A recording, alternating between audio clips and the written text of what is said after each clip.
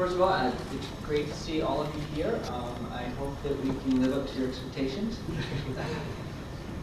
If not, you can just throw things at me. Essentially, I'm really honored to be moderating this panel. I've always appreciated the work of all of your work, and to see it all coming together into a single volume is amazing. Basically, Black Comics, American Independent Comic Art and Culture book is going to be coming out in June. Is that correct? That's correct. So you'll have a chance to see the characters in all their full color glory. The art and culture of African American independent comics is vibrant, growing, but drastically overlooked facet of sequential art. Comic creators, scholars, and curators John Jennings and Damian Duffy have been on a mission to help spread the word about Black comic creators on the grind under the radar. From curating national and international comic art exhibitions to their new art book, Black Comics, African American Independent Comic Arts and Culture, the pair have gathered together an unprecedented and underrepresented collection of work from the working masters. Join them now for a discussion with several comic creators about art and culture and comics and color. So I'm going to allow this to, I like to keep introductions short, so I'm going to turn it over to Damian, and he's going to do a quick rundown. He's also going to mention the names of each of the panelists, and each of the panelists are also going to talk a little bit about their work, and then we'll go to Q&A. Thank you.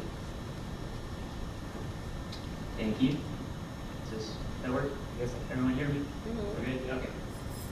So yeah, as John mentioned, this is the superhero group that Stanford's a part of. His secret identity is really bad because we're giving it away right now.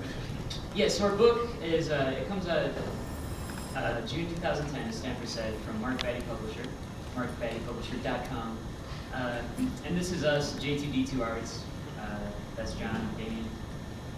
And this is our book, Black Comics. I like this animation because it's sort of like, why now? Why now? Why now? But you know, you should buy it. And we thought you guys might be wondering just like who we are.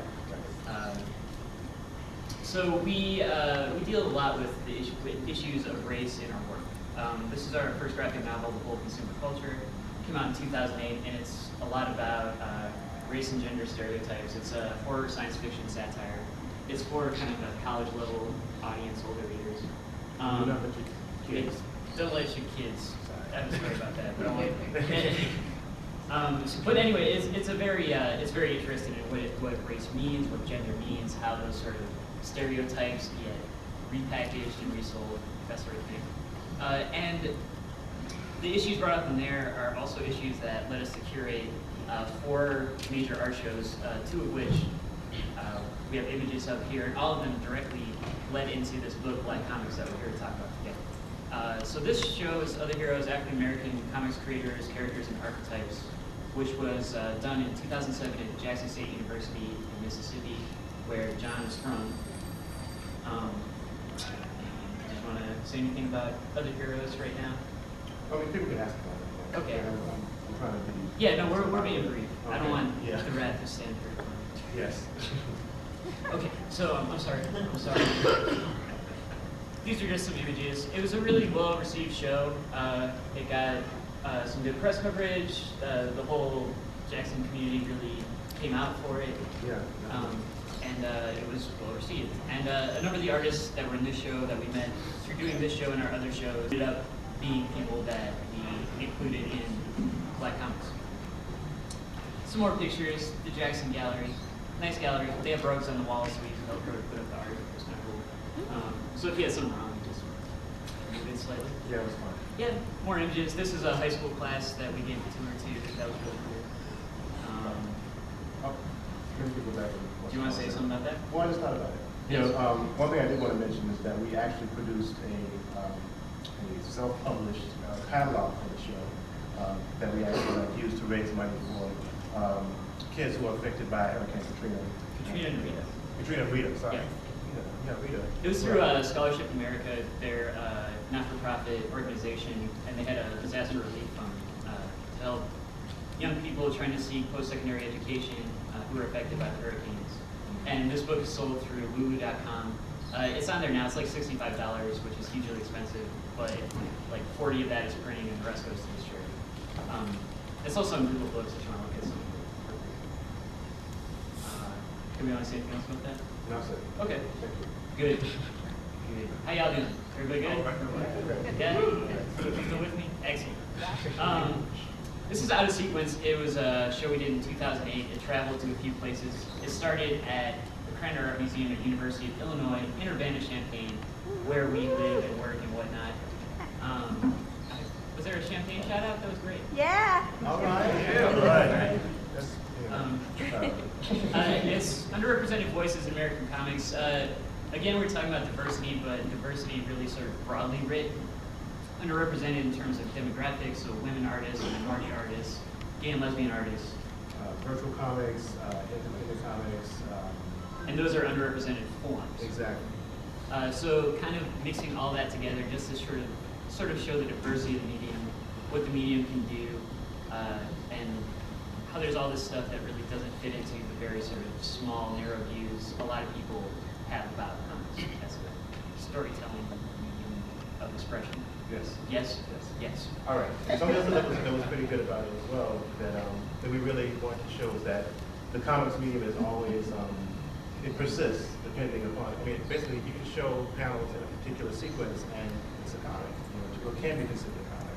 Something else that we also were really interested in showing is that because comics are a pop culture medium, the end result of is the thing that's considered precious, right? And so we actually made these huge reproductions of comics. So we wanted to feel like the people were walking into like a huge gallery comic.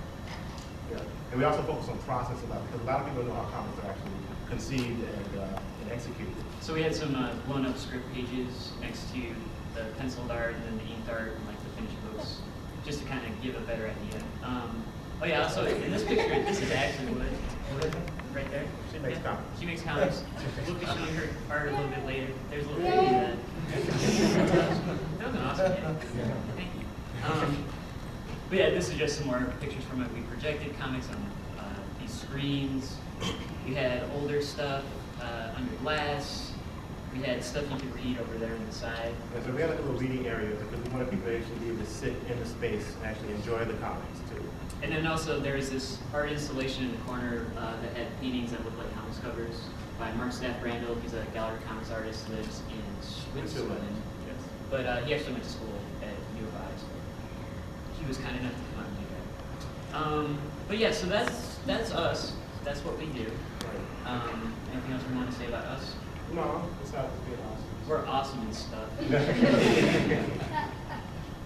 But yeah, so let's talk about everybody else who's here. Yes. So Turtel, the gentleman right there.